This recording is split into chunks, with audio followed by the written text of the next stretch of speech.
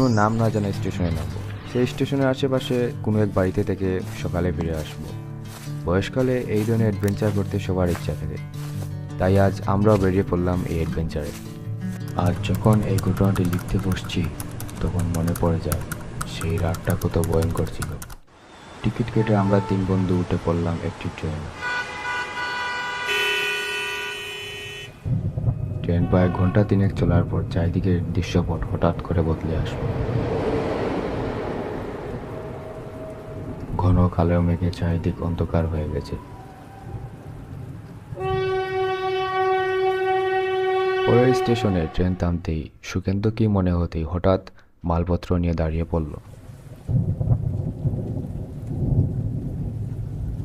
কি হলো রে? বৃষ্টি আসছে, চল আমরা এখানেই নেমে পড়ি। ভ্রমণে সামান্য বৃষ্টিকে ভয় পাওয়ার বান্দা আমি নয়, বা আমরা নয়।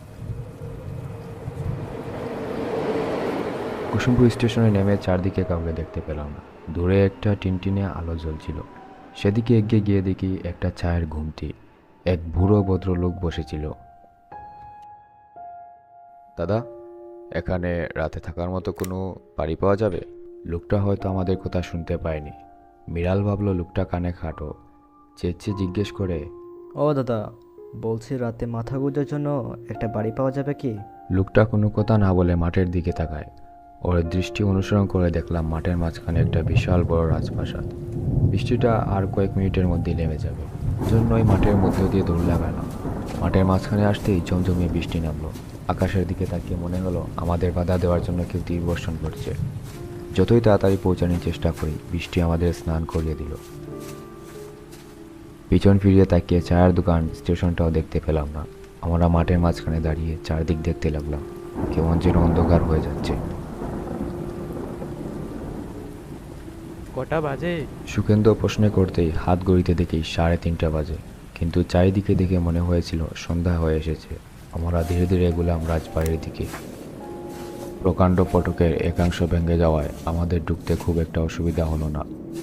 গেটের দুপাশে দুটা ভাঙ্গা সিংহের মূর্তি দেখে বোঝা যায় যে এককালে এই বাড়ি যথেষ্ট প্রভাব প্রতিবন্ধী ছিল।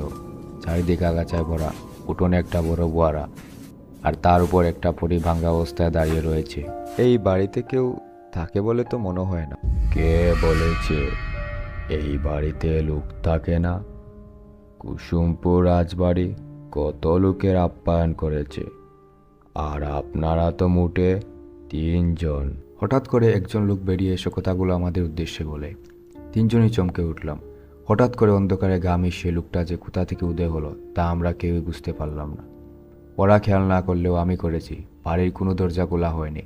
আমরা বেশ অবাক হয়ে গেছি দেখে লোকটাকে।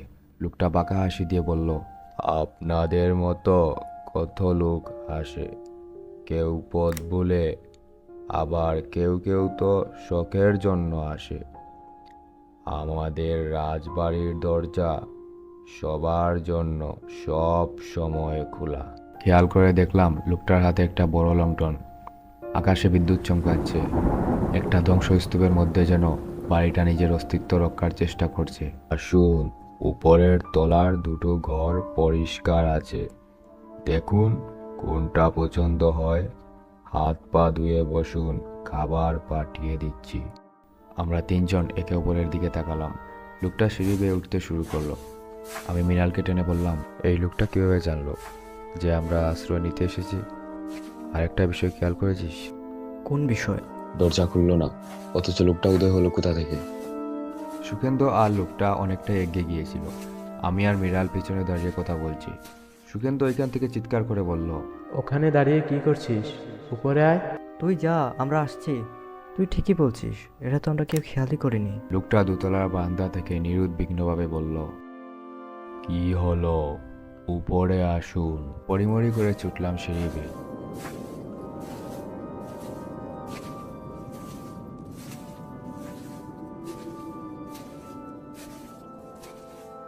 সামনে দুটো প্রকাণ্ড ঘর খোলা, তাতে বড় বড় দুটো পালং। ঘরের মাঝে একটা চার লণ্ঠন ঝুলছে, একটা দামি কাঠের আলমারি, তাতে আয়না লাগানো।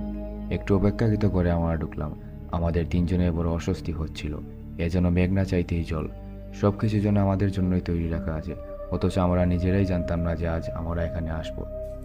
কিছুক্ষণ পর লন্ঠন নিয়ে কয়েকজন দোতলার সিঁড়ি দিয়ে আসার শব্দ শুনে জানালা দিয়ে উঁকি দিয়ে দেখি ওই লোকটার পিছনে অনেকগুলো মহিলা ফিসফিস শব্দ করে আসছে।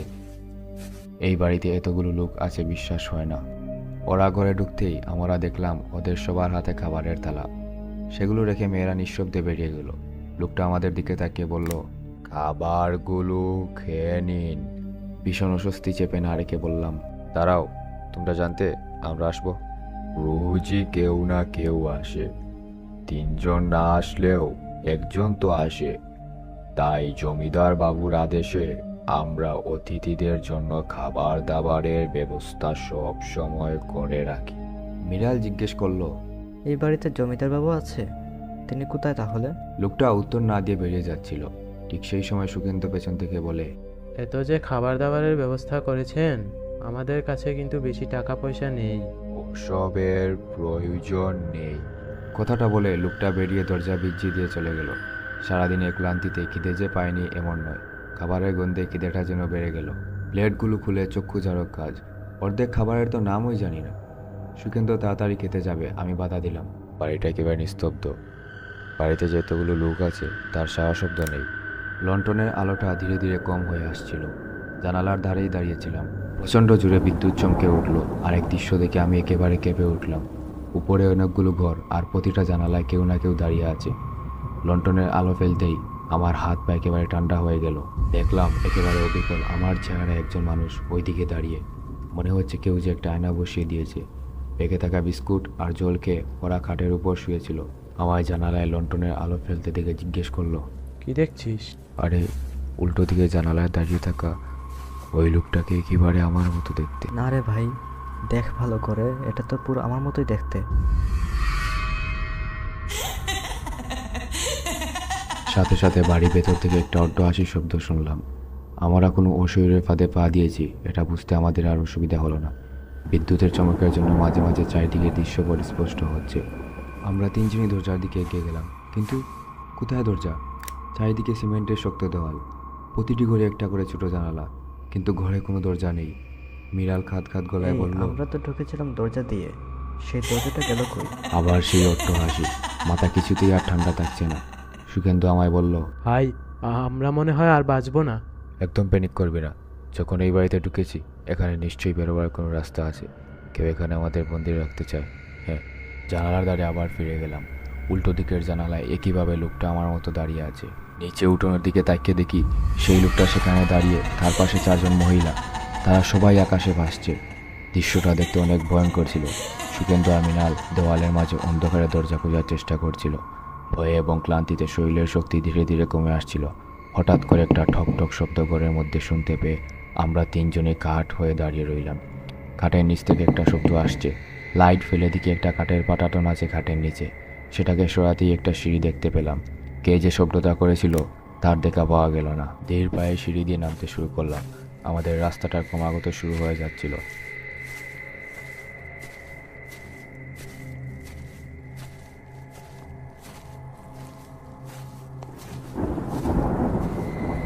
এগোতে এগোতে মোটামুটি বৃষ্টির ফোঁটা মাথায় এসে পড়তে লাগলো। আর বুঝতে পারলাম এদিকে মাথার উপর ছাদ আছে। মাথার উপর দিয়ে দড়ি ঝুলছে। সেই দড়ি ধরে আমরা উপরে উঠে আসলাম। একজন লোক আমাদের দড়ি ধরে টেনে তুলল। আমাদের 3 জনের শ্বাস প্রায় বন্ধ হয়ে আসছিল। বৃষ্টির মধ্যে মাঠের মাঝেই বসে পড়লাম। আমি বললাম, আপনি যদি না আসতেন তাহলে কী যে হতো। লোকটার মুখটা এবারে দেখতে পেলাম। চায়ের দোকানের সেই লোকটা। একই আপনি? তা সেই একই রকম ফেলফেল দৃষ্টি দিয়ে বলল, আপনারা মাঠের ওই দিকে কেন গেলেন? পিছন থেকে কতবার ডাকলাম, বয়স হয়েছে তো, তাই আপনাদের সাথে হেঁটে পারলাম না, কিন্তু জানতাম আপনারা বিপদে পড়বেন। ওই রাজবাড়িতে আমরা আটকে পড়েছিলাম। ওখানে কোনো রাজবাড়ি টাড়ি নেই, ওটা জমিদারের গুম বাড়ি। প্রজারা বিয়াদবি করলে তাদের ওইখানে আটকে রাখতেন। 4 জন দাসী আর একজন চাকর তাদের সব সময় পাহারা দিত। লোকগুলো ঘরের মধ্যে না খেতে পেয়ে মারা পড়তো। তাদের পৈশাচিক চিৎকার জমিদার বাবুকে একটা অদ্ভুত প্রশান্তি দিত। তারপর থেকে ওই বাড়ির দিকে কেউ যায় না। এতক্ষণ আমরা এই মরণ পড়িতেছিলাম। ওই বাড়ির কিছু লোক পালানোর জন্য ওই রাস্তাটা বানিয়েছিল।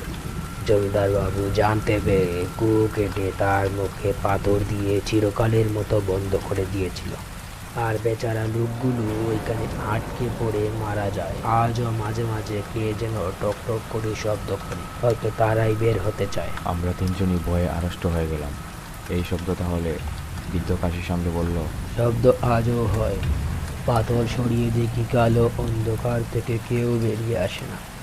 তাও দড়ি ফেলে রাখি, কখনো যদি আপনাদের মতো কেউ এসে পড়ে।